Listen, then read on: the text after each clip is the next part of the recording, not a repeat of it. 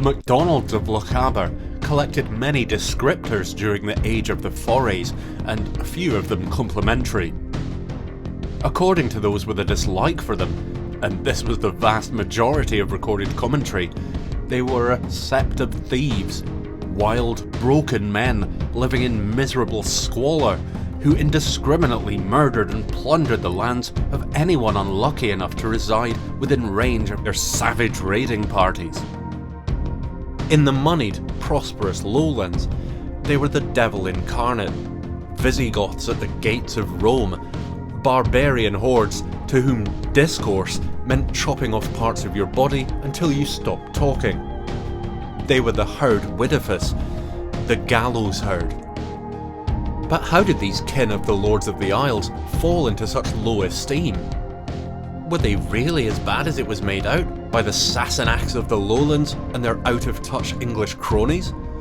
Well, let's just say that these claims are not, as we'll see, entirely without merit, but the MacDonalds were also cynically misrepresented by the Scottish establishment and labelled as political insurrectionists, a charge that was, as we'll see, a bit of a stretch. The MacDonalds of Glen Coe saw themselves as nobles in the line of Somerled, Ranald and Donald, continuing the fight against those who sought to control the Gallic Highlands from a lowland throne. However, in their staunch and unwavering support for the Stuart kings, they unwittingly aligned themselves within the crosshairs of far more powerful and nefarious interests than the Scottish monarchy. A decision that would ultimately cost them a lot more than their reputation. It's time to make a foray of our own through Glen Coe to discover just who the MacIains really were.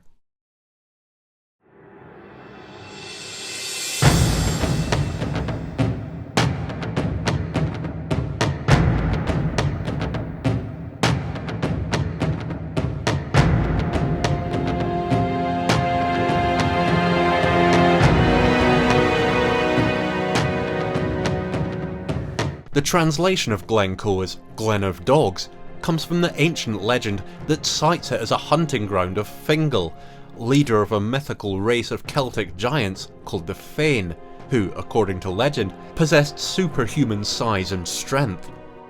The Hounds of Finn were said to inhabit the glen still, guarding over his descendants from the ramparts of Muelgeric and MacIain. Just for clarity, in Gallic culture, Finn is Fingal, and the Féin are the race of giants that he led. Like the Cailleach we learned about in Over the Wall, these Féin were ancient Gallic demigods who could alter the landscape on a whim and fight off the enemies of the Celts, such as the Vikings. Those who've seen our Glen Lyon adventure in Twin Peaks will remember the saying, "Finn built 12 castles in the crooked Glen of the Stones," referring to the ruined towers along Glen Lyon. According to legend, Finn even cleaved the stone now known as the Praying Hands with an arrow. In Glen Coe, Sgurnam Fenni, Peak of the Féin, bears the name of these mythological superheroes. The lands of Glen Lyon and Breadalbane, through Ranach and Glen Coe itself, were seen by the Gaeltacht as the ancient domain of Fingal and the Féin, and therefore the land of the Gaeltacht by right. The acquisition of said lands by the Sassenach English-speaking Campbells of Argyll was an intolerable insult to the MacDonalds, who still regarded themselves as the custodians of Highland Celtic tradition and culture. Glen Coe was the smallest branch of Clan Donald. Before 1308, the glen belonged to the MacDougals of Lorne, but as we saw in the Hollow Mountain, in that year the MacDougals fell foul of Robert the Bruce at the Pass of Brander, and lost their lands to his allies, which included the MacDonalds and relatively new kids on the block, the Campbells of Loch Awe, as a result. Glen Coe was among the fiefdoms bestowed upon Angus Og MacDonald, young Angus, in return for his service at Bannockburn. Angus's son, Jan nan Isla, or John of Isla, was made the first Lord of the Isles in the early 14th century, presiding over a sizable Gallic domain in the west known as the Riach nan Yellin. Angus Og gifted Glen Coe to his illegitimate son Jan Og nan Fruich, or Young John of the Heather, also known as Yen Abrach, or John of Loch Aber, and it's from this Ian that the MacDonalds in Glen Coe are descended. In honour of their progenitor, they thereafter called themselves MacIain, or the children of Ian. To be clear, this was a descriptor and not a proper name. For example, individuals bore the surname MacDonald, but to avoid confusion, the chief of the Glen Coe branch was referred to as MacIain and his family as the MacIains. Now, in Gaelic culture, this would make it simpler to understand, but to Anglophones, the subtleties of clan nomenclature can seem incomprehensible. Are they MacIains or MacDonalds? Well, both. They're MacDonalds who call themselves MacIains. If you get confused, and to be honest it's difficult not to, MacIain equals MacDonald living in Glen Coe. The surrounding MacDonalds in Lochaber are referred to by their geographical locations, for example MacDonald of Keppoch or MacDonald of Glengarry. The MacIains lived in small townships along the River Coen, from Achtriachten in the east to Achnamberg below the Three Sisters, the heavily populated area of Glen Leach na Muille, the valley of Slate and Churn, then northward to Achnaconna, wooded Lecantium, in Verrigan, the chief's house at Carnach, which is roughly where the Glen Coe village now stands, and the hamlets of Brecklet and Larach, now known as Ballahoolish. MacIains were easily distinguished by their dress, that is, tartan trews and plaid instead of the plain, brown kilts of common folk, or, as the MacDonalds would see them, lesser clans. The MacIains' tartan bonnets were adorned with a sprig of heather, representing their progenitor, Jan Ognan Frech. This tradition is unwittingly continued by any hill walker who's dropped their hat on an approach path.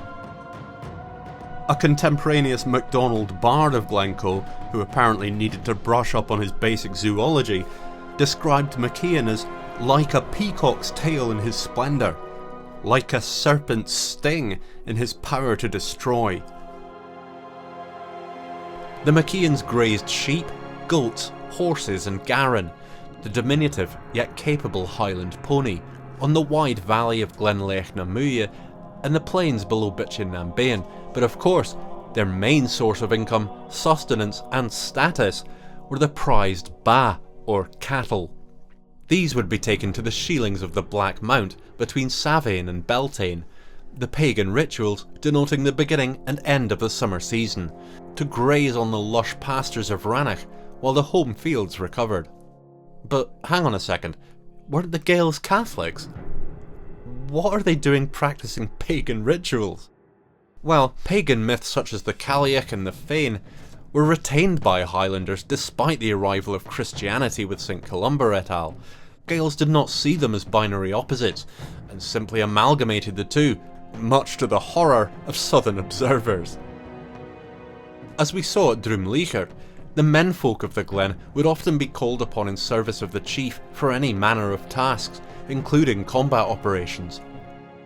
The signal rock near Achnaconna had a fire set upon it to provide such summons to the folk at the east end of the Glen, and it's highly likely it's seen use since ancient times at the aforementioned fire rituals in spring and autumn.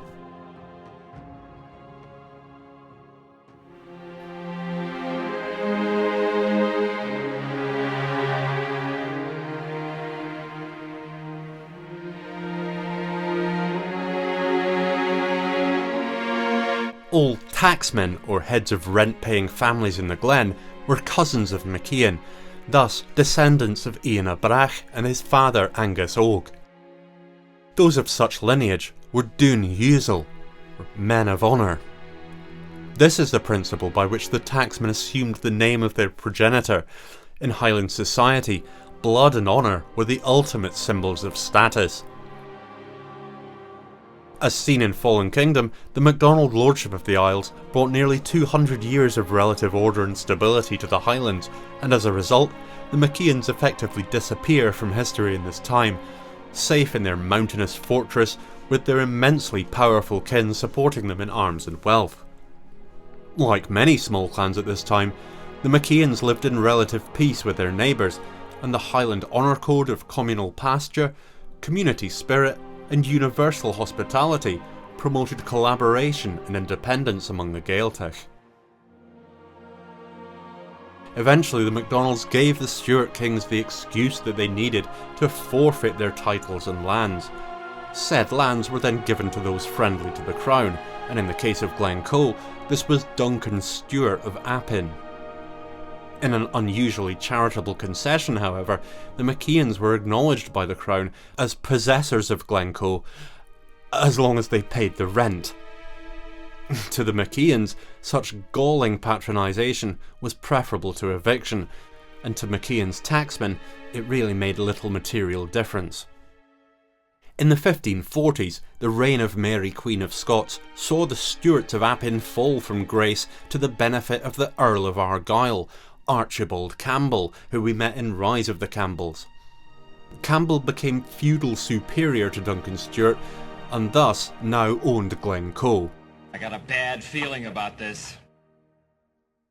As seen in previous episodes, the MacDonald-Campbell conflict, all too often presented as a mindless blood feud, was ultimately for the control of the Gaeltacht, or more accurately in the case of the Campbells, control of the land and resources of the Gaeltacht.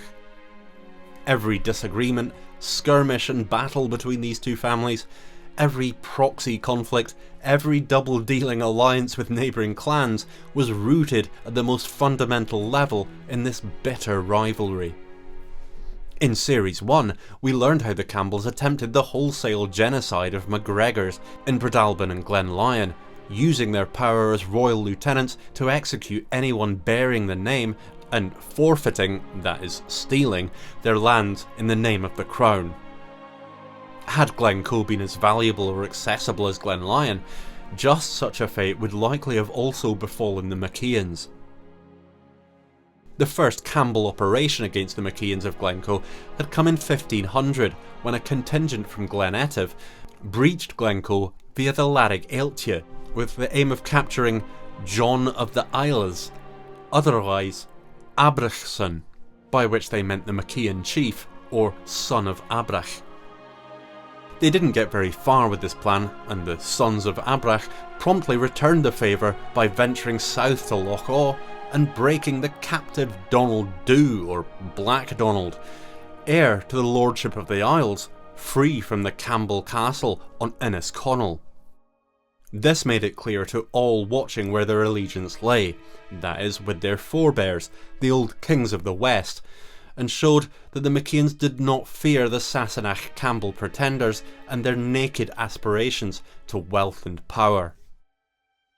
Henceforth, the MacIains isolated themselves from the outside world behind the walls of Uinich Eich and Bitchin Nambean, venturing forth only in search of ba, or cattle, to steal. We'll get cows from the Mearns, and sheep from Caithness. We'll stall the herds in the Sheelings of Rannoch.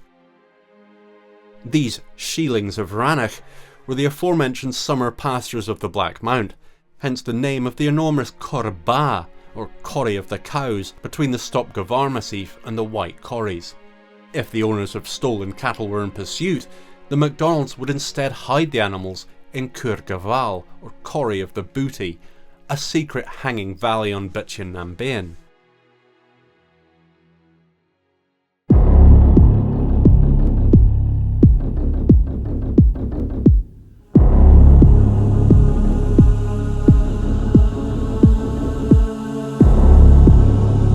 And so to the rap sheet. Now for brevity, these are just the most notable of the MacIains' exploits. It should also be borne in mind that these are just the ones we know about. In 1563, various MacDonald branches including MacIain actually assisted the Campbells as paramilitaries in clearing East Rannoch of MacGregors, delivering the MacGregors' leader to be beheaded at Finlarrig. Yep, really. Sometimes money spoke louder than blood, or honour. 1583 saw the second, and this time successful, raid on Mad Colin Campbell of Megerney in Glen Lyon. We covered the first attempted raid on Mad Colin by the MacDonalds in our episode Twin Peaks from Series 1. In 1587, the Scottish Parliament issued legislation known as the General Band.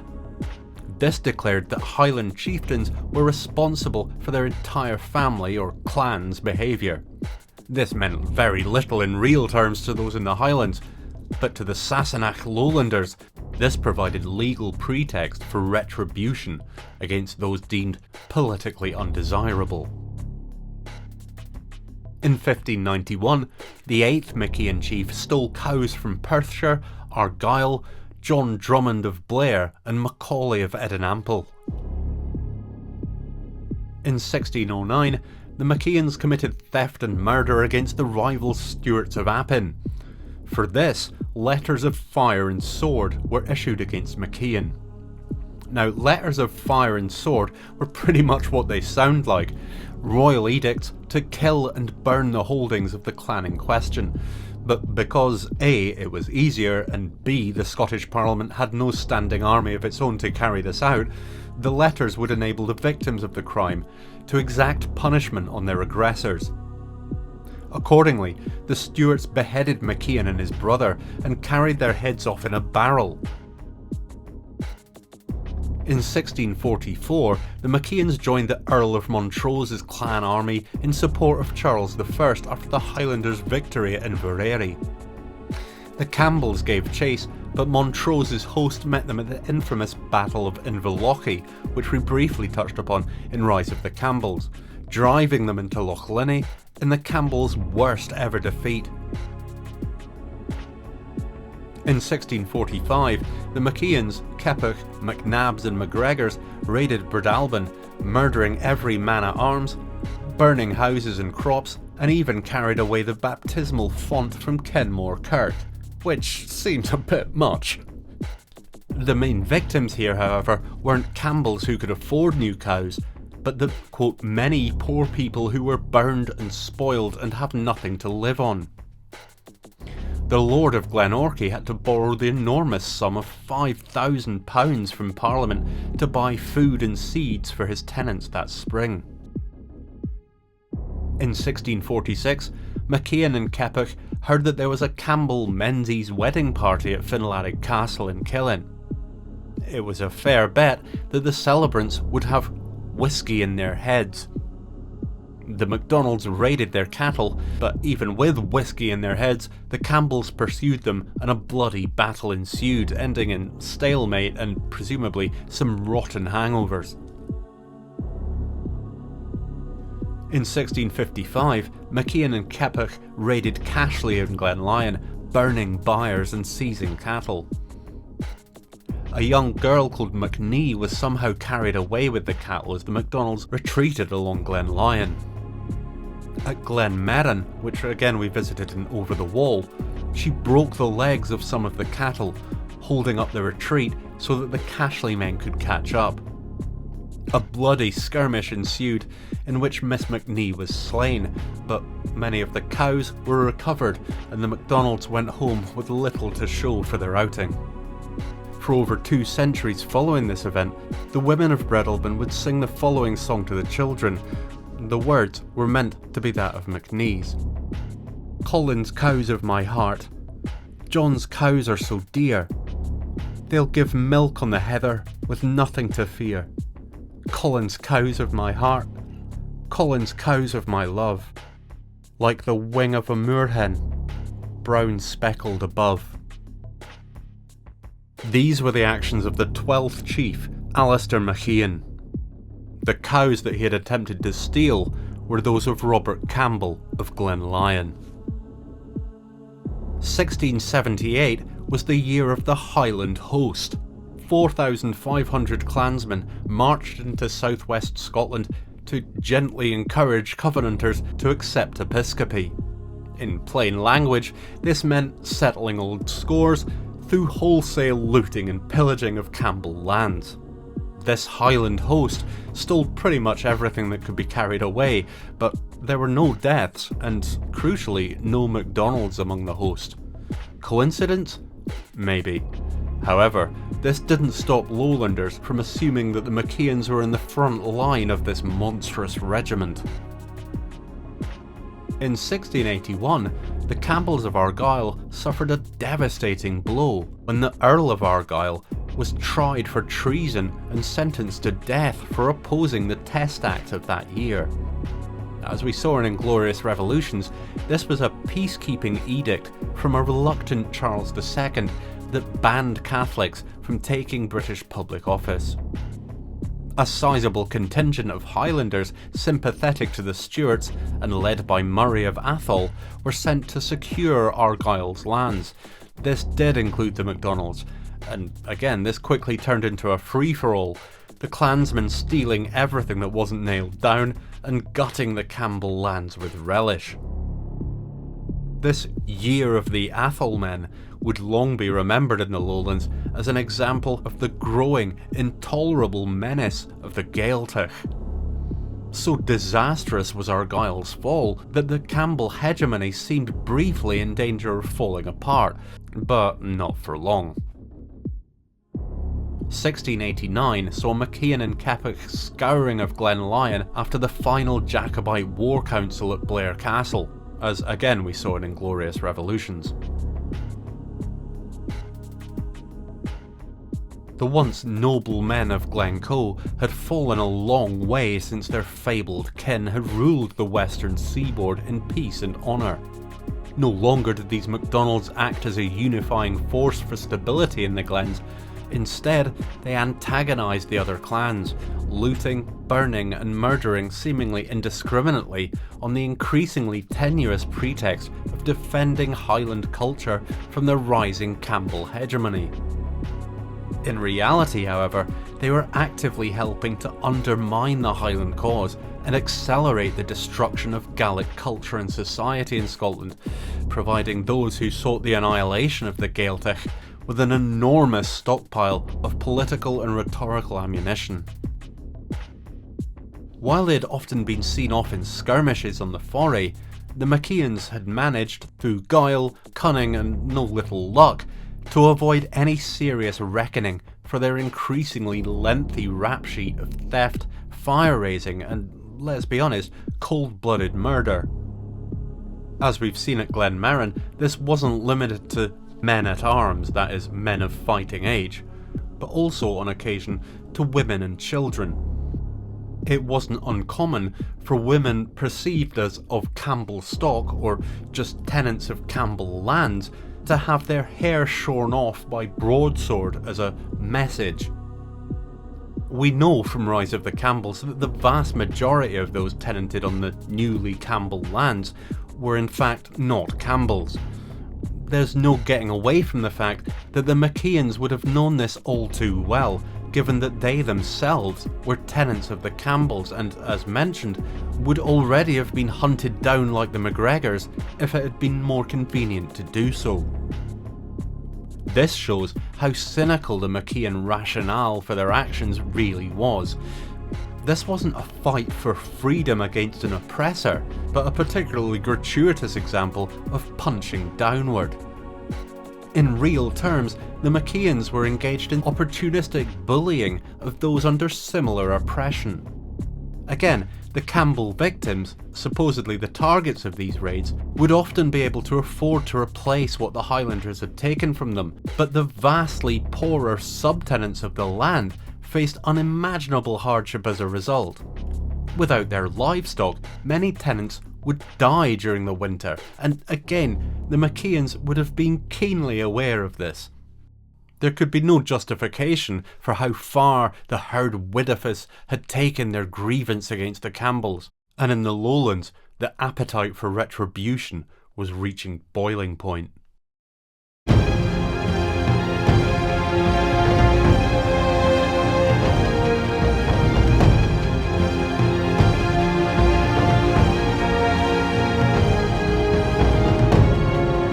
The aforementioned Alexander or Alistair MacDonald was the 12th chief of the MacIains.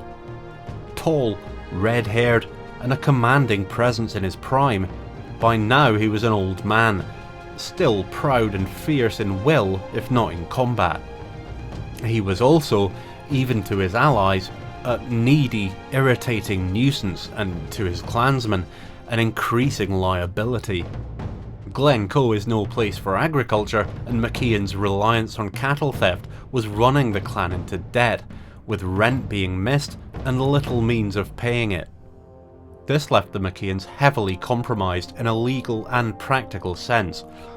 They owed money to the Campbells, and therefore, with the Campbells now royal lieutenants, to the crown. Those who've seen Inglorious Revolutions will know that this meant the incestuous, double-bottomed British monarchy of William of Orange and Mary Stuart, neither of whom had any interest in Scotland, and thus delegated military operations there to their Highland lieutenants, such as the Campbells. There was also the problem that Campbells now occupied key positions of high government. This allowed the family to exert faceless authority over matters of state in Scotland, their unseen political manoeuvring a much safer and more efficient means of control than getting one's hands dirty in combat. When James II and VII was replaced by William of Orange, the Campbells shamelessly changed their coats and worked for the new regime, attaining significant power and influence as a result. The chief political advocates of William were the Whigs, a centrist party that counted many Campbells among its membership. The MacIains and many other Highland clans, however, most certainly did not support William of Orange, and for this they were deemed traitors and rebels by the new establishment.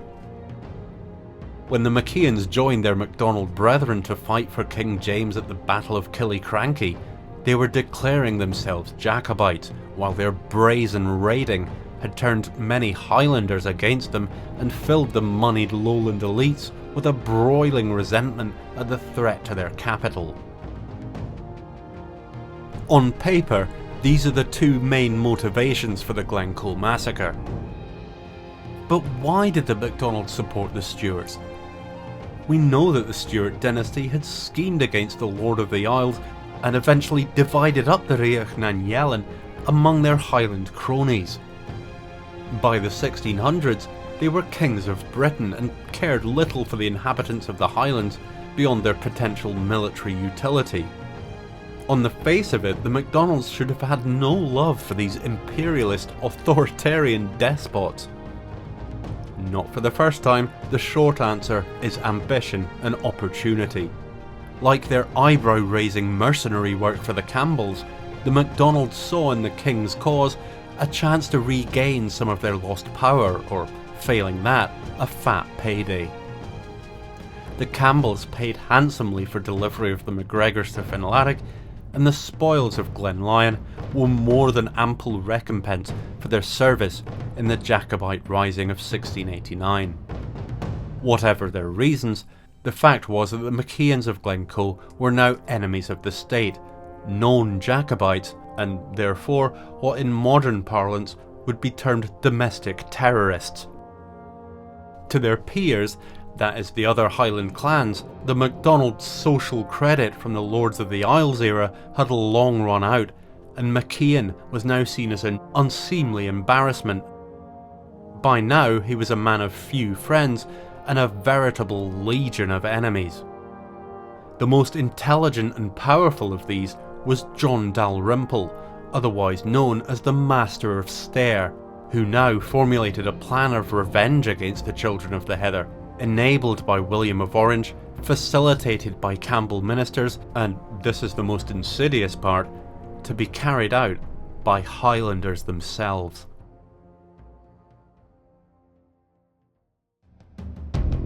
Next time, in the penultimate chapter of our quest to understand the Glen Coe massacre, we'll look at the dangerous gamble of the Earl of Breadalbane, the dark manoeuvres of the Master of Stair, and the trials of Major John Hill at the Black Garrison of Inverlochy.